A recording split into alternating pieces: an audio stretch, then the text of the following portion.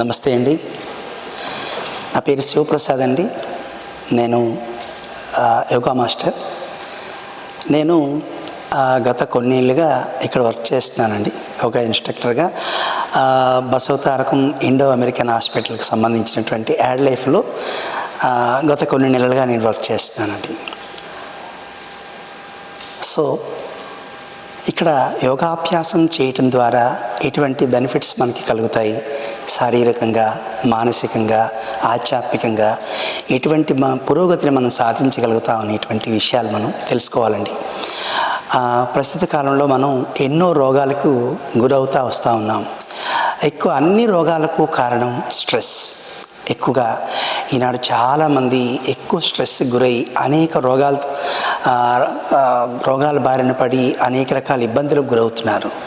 So వీటి నుంచి మనం తప్పించుకోవటానికి, రోగాలు లేకుండా ప్రశాంతంగా జీవించడానికి మనకి యోగాభ్యాసంలో చాలా రకాలైనటువంటి టెక్నిక్స్ మనకి యోగుల ద్వారా చెప్పబడ్డాయి. సో ఇక్కడ ఆసనాల గురించి మొట్టమొదట యోగాభ్యాసంలో మనకి ఆసనాల గురించి మాట్లాడుతూ, ఆసనాలు చేయటం వల్ల రకరకాలైనటువంటి శారీరకమైనటువంటి అనేక రకాలైనటువంటి ఇబ్బందులు పోవడంతో పాటు మానసిక ప్రశాంతత కూడా యోగానుష్ఠానం ద్వారా మనకు కలుగుతుంది.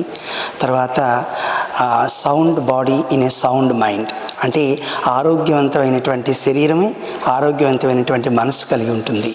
ఆరోగ్యవంతమైనటువంటి మనస్సే ఆరోగ్యవంతమైనటువంటి శరీరం కలిగి ఉంటుంది. సో ఇక్కడ మనకి మనసులో ఉండేటువంటి ఇబ్బందుల వల్ల శరీరం పాడవుతుంది, శరీరానికి వచ్చేటువంటి ఇబ్బందుల వల్ల మనసు పాడవుతుంది. సో మనం శరీరాన్ని, మనసుని చక్కగా ఉంచుకోవాలి. దానికి యోగానుష్ఠానం అనేటువంటిది బెస్ట్ వే అండి, బెస్ట్ టెక్నిక్. యోగాభ్యాసం మనం ప్రతిరోజు చేయటం ద్వారా ఇటు శారీరకంగా అటు మానసికంగా కూడా చాలా బాగుంటాం. మరి at the same time spiritual ప్రోగ్రెస్ని కూడా మనం సాధించగలుగుతాం. ఇక్కడ ఆరోగ్యవంతమైన శరీరం, ఆరోగ్యవంతమైనటువంటి మనస్సు మాత్రమే భగవంతుని వైపు వెళ్తాయి. ఈ రెండు మనం శారీరక ఆరోగ్యం, మానసిక ఆరోగ్యం సరి లేకుండా మనం భగవంతుని వైపు వెళ్ళలేము. స్పిరిచువల్ ప్రోగ్రెస్ అనేటువంటిది సాధించలేము. అందుచేత మనం మొట్టమొదట యోగాభ్యాసంలో ఆసనాలతో మొదలుకొని చిన్న చిన్న ఆసనాలు నెమ్మదిగా అభ్యాసం చేస్తూ మనం పెద్ద పెద్ద ఆసనాలకు వెళ్తూ అందులోనే కాన్సన్ట్రేషన్ ప్రాక్టీసెస్, తర్వాత రకరకాలైనటువంటి మనస్సును ఆపేటువంటి టెక్నిక్స్, ఇవన్నీ కూడా కాన్సన్ట్రేషన్ ప్రాక్టీసెస్ అన్నీ చేయించబడతాయి అభ్యాసంలో. ఇట్లా నెమ్మదిగా మనం ఆసనాల్ని, ప్రాణాయామాల్ని, రకరకాలైనటువంటి అభ్యాసాలు చేస్తూ మానసికంగా మనం చాలా పురోగతిని సాధించగలుగుతాం. సో దీని ద్వారా మనం స్పిరిచువల్ ప్రోగ్రెస్ని సాధించగలుగుతాం. ప్రస్తుతం ఉండేటువంటి అట్రాక్షన్స్ నుంచి మనం దూరంగా ఉండగలుగుతామండి. యోగానుష్ఠానం ద్వారా పతంజలి మహర్షి చెప్పినటువంటి విషయం ఏంటంటే, యోగాభ్యాసం వలన సతాగతి చిత్తేంద్రియముల దర్పములడగు రాగద్వేషాదులు చనన్ బావుగా ఆత్మకి సుఖానుభవం కలుగును. ఇక్కడ యోగాభ్యాసం వల్ల ఎందుకు చేయాలి, నేను యోగాభ్యాసం చేస్తే ఏ బెనిఫిట్స్ నాకు వస్తాయి అంటే, ఇక్కడ పతంజలి మహర్షి చెప్పినటువంటి విషయం ఏంటంటే, యోగాభ్యాసం చేయటం ద్వారా ఇంద్రియాల గర్వం అణిగిపోతుంది. ఇంద్రియాలు చాలా బలంగా ఉంటాయండి. ఇంద్రియాలను మనల్ని బాహ్య ప్రపంచం వైపు లాగేస్తూ ఉంటాయి. రకరకాలైనటువంటి సుఖాల వెంట పరుగులు తీస్తూ ఉంటాడు మానవుడు. చివరికి ఆ కోరికలు అనుభవించిన తర్వాత చివరికి బాధే మిగులుతుంది. సో ఇక్కడ మనం యోగాభ్యాసం చేయటం ద్వారా ఇంద్రియాలు మన స్వాధీనంలోనికి వస్తాయి.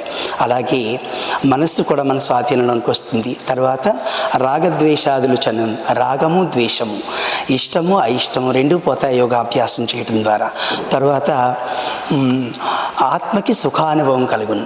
ఆత్మకి సుఖమైనటువంటి అనుభవం యోగాభ్యాసం చేయటం ద్వారా కలుగుతుంది అని పతంజలి మహర్షి చెప్తాడు.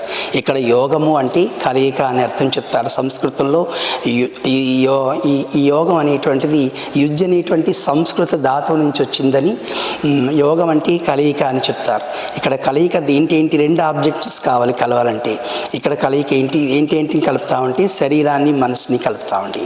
సో ఇలా నెమ్మదిగా మనం అభ్యాసాలు చేయటం ద్వారా ఇటు శరీరము, మనస్సు ఒకే తాటిపైన నడుస్తాయి. సో ఇది మనకి జీవాత్మ పరమాత్మ యొక్క సంయోగానికి కూడా ఈ అనుష్ఠానం మనకి ఉపయోగపడుతుంది. యోగం అంటే కేవలం ఆసనాలే కాదండి, ఇందులో 8 అంగాలు ఉన్నాయి. యమ, నియమ, ఆసన, ప్రాణాయామ, ప్రత్యాహార, ధారణ, ధ్యానము, సమాధి. ఈ 8 అంగాలని కలిపే యోగం అంటాం. ఒక్క అంగాన్ని ఎప్పుడు యోగం అనవండి, 8 అంగాలు కలిపి చేస్తేనే యోగానుష్ఠానం అంటారు. హరి ఓం తత్సత్. ఓం నమః.